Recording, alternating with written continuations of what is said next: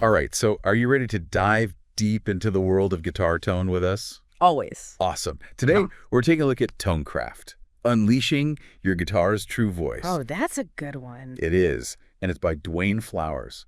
This guy, he's been playing for over 50 years. I mean, yeah. So he's definitely got some wisdom to share when it comes to getting a great sound out of those 6 strings. For sure. And what I really appreciate about his book is it's not just about, throwing gear recommendations at you. It really digs into the physics of sound in a way that's practical for any player, like no matter what level you're at. Right. And you know that myth, like that trap that a lot of us guitarists fall into? Oh, you mean the expensive gear equals good tone thing? Yeah. Yeah, for sure. Been there. Exactly. And Flowers, he actually debunks this right off the bat, and he lays out this concept called the Sound Physics Descriptive Framework. Oh, okay. SPDF. SPDF. Yeah. And he breaks down sound into like these 3 core elements: frequency, amplitude, and harmonics. And to help us visualize it, he uses this dancer analogy. I thought that was just brilliant. Okay, now I'm intrigued. How does a dancer explain guitar tone?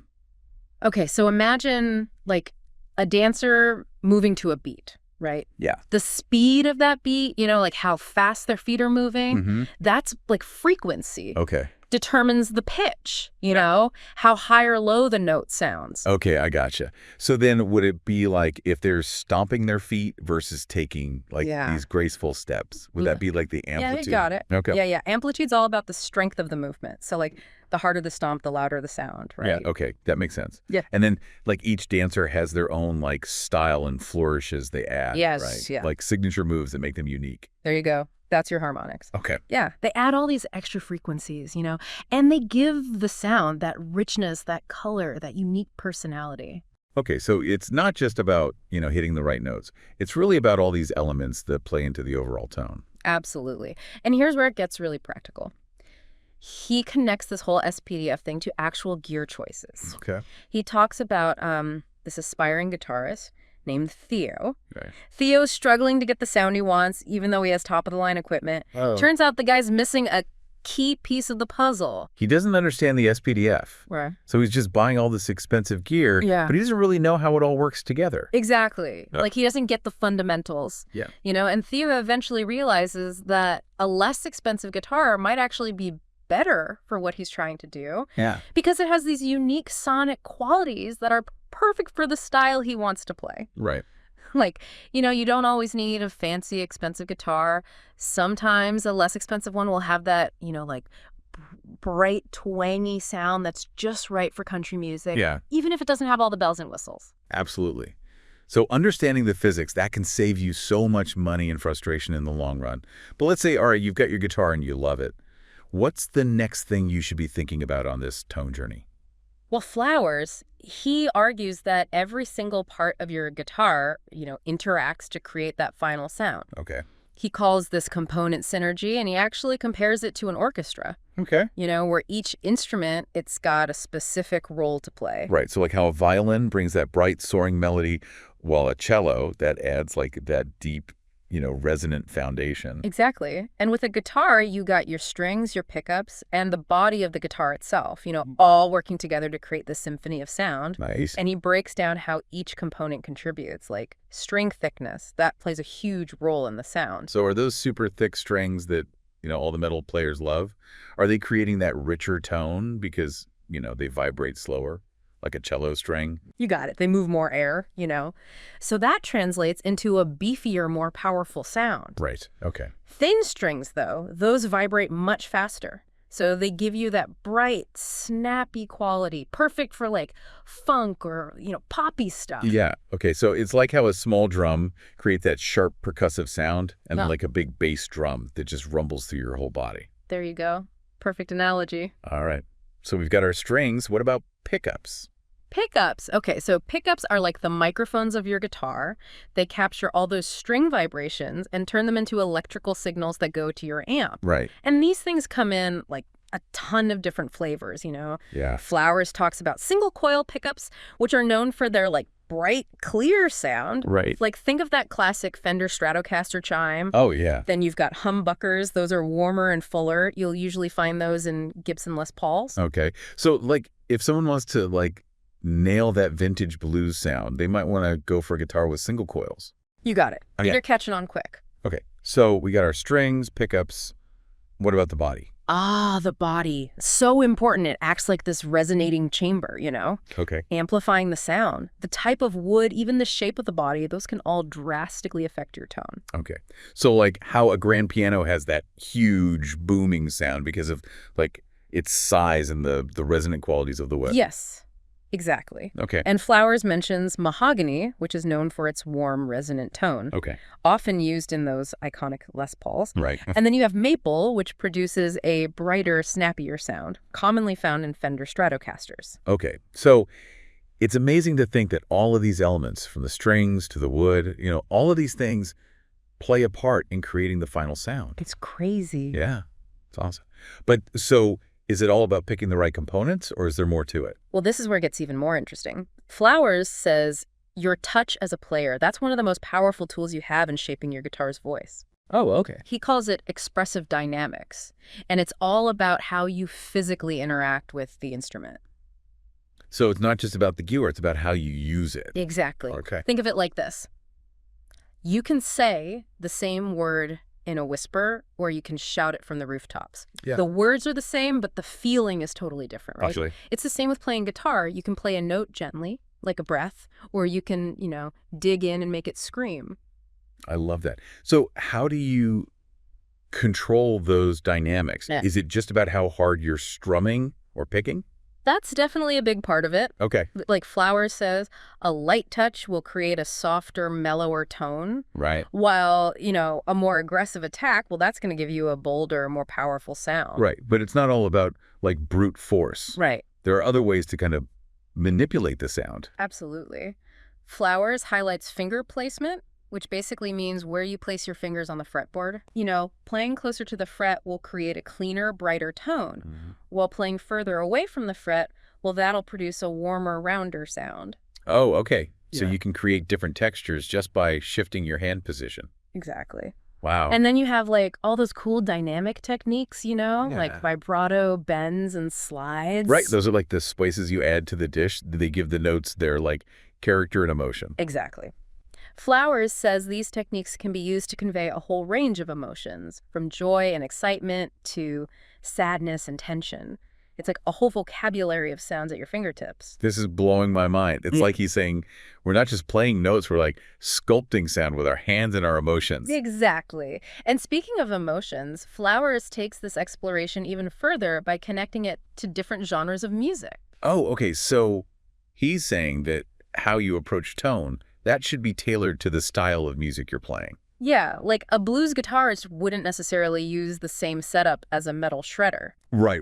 Okay, so then what are some of the like different Approaches. approaches for the different genres? Yeah, so like blues, that often relies on that warm singing tone you get from tube amps and single coil pickups.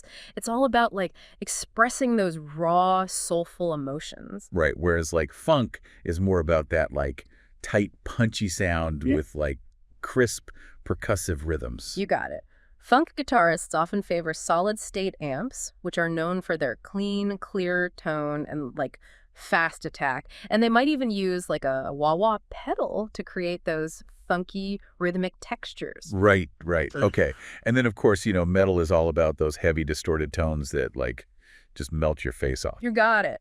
They often use high-gain amps and distortion pedals to create that aggressive, like, wall of sound effect. Right. And they might even, like, tune their guitars down to lower pitches to get that extra heavy, sludgy tone. Wow.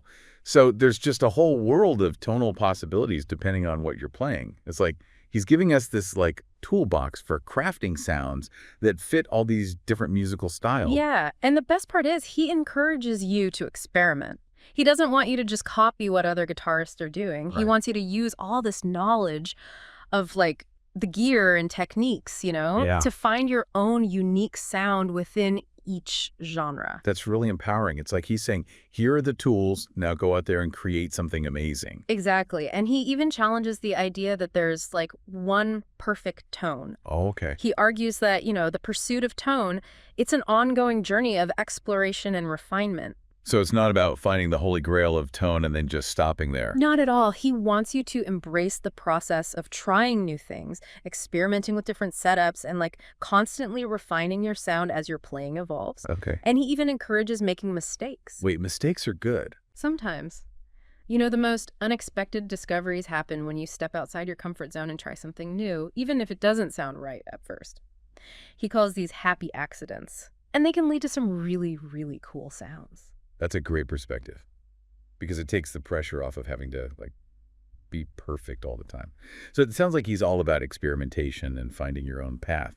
But where do you even begin? Where do you start? He suggests starting with the most fundamental element of your tone, the clean sound of your guitar. Okay, so before you even touch a pedal or crank up the amp, you need to understand the natural voice of your instrument. Exactly. He warns against becoming, too reliant on effects because they can mask the true character of your guitar. Right. It's like trying to paint a masterpiece on a canvas that's already covered in a thick layer of paint. You need that clean slate, to see the beauty of the underlying colors. That's a great analogy.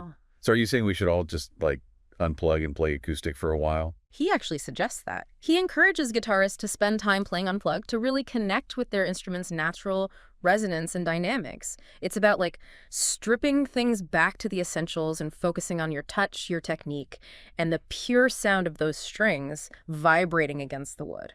So it's kind of like a palate cleanser for your ears. Exactly. It lets you really hear the nuances of your guitar's tone, Yeah. The subtle differences in how it responds to different playing styles and techniques. Okay, I can see how that would be valuable. But what about those of us who, we love to crank up the amps and just explore the world of effects? Mm-hmm. Does he just want us to play it safe and stay clean all the time? Not at all. Right. He's not anti-effects. He just wants you to use them intentionally to enhance your sound, rather than cover it up. Right, okay. He sees effects as tools for adding color, texture, dimension to your tone, not as crutches to rely on. Right, so it's like using spices in cooking. Yes. You don't want to drown out the flavor of the main ingredients. You want to enhance them. There you go. Perfect analogy. Right. So with just the right amount of seasoning. Exactly. And that's where he takes us next. He challenges us to think outside the box, experiment with unconventional gear combinations. Okay, now we're talking.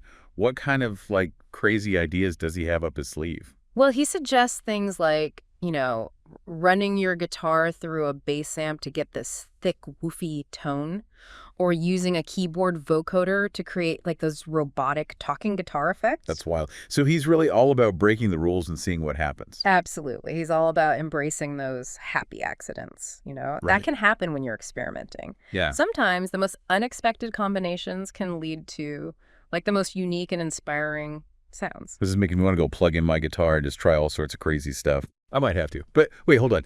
Before I run off and start experimenting, I do have one more question. Flowers has been playing guitar for over 50 years. Right. So he's seen a lot of changes in the world of guitar tone. Oh, for sure. Does he talk about that at all? Oh, definitely. He has a whole section on the history of guitar tone and the evolution of different playing styles. Okay. It's really cool. You see how technology and innovation have shaped how guitarists approach sound.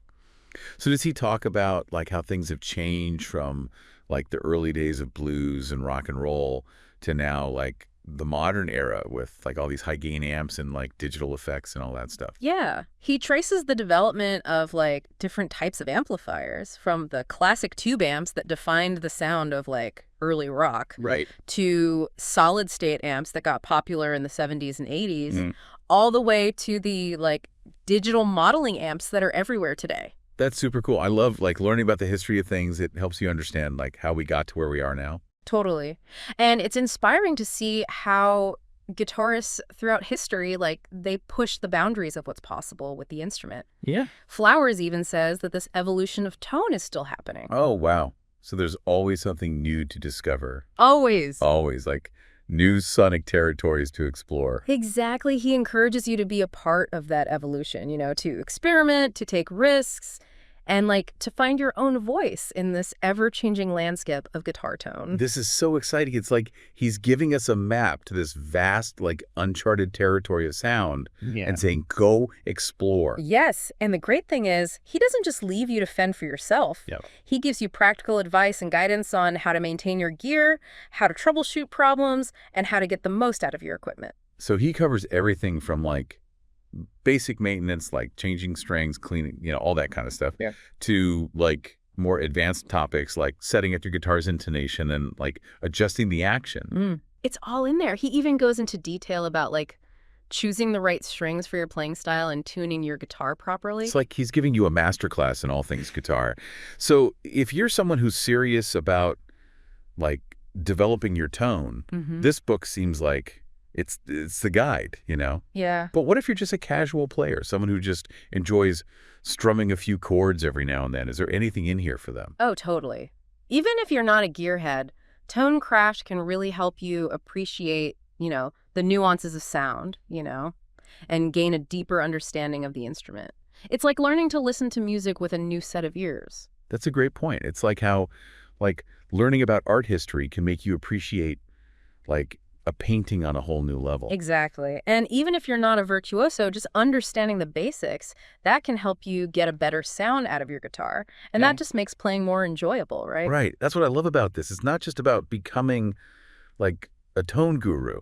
It's about unlocking the full potential of your instrument and just having more fun playing music. That's what it's all about. And speaking of having fun, I think it's time to talk about one of my favorite parts of the book, unconventional wisdom. Ooh. Yeah.